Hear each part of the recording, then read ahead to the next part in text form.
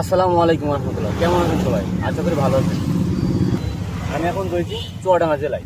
এখানে দেখলাম এখানকার কৃষকরা দেখুন খুব ছোট ছোট খেজুর গাছ কেটেছে। আসলে এত ছোট গাছ কাটলে খেজুর গাছের জন্য এটা মারাত্মক সমস্যা হয়ে দাঁড়ায়। কারণ এই যে ছোট গাছ, এতে করে আপনার রসগুলো বেজিতে মুখ দিতে পারে। বিভিন্ন ধরনের পশু পাখিতে এই রসে মুখ দিতে পারে। তা বাদে যদি এই গাছগুলো এত ছোট অবস্থায় কাটা হয় তাহলে গাছগুলো মরে যাওয়ার সম্ভাবনা বেশি থাকে।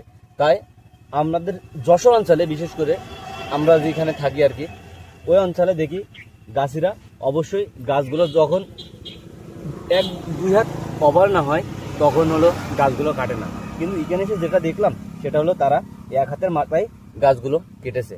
ধন্যবাদ। আমরা সতর্কতা অবলম্বন করব, বাংলাদেশের কৃষিকে আরো সামনের দিকে এগিয়ে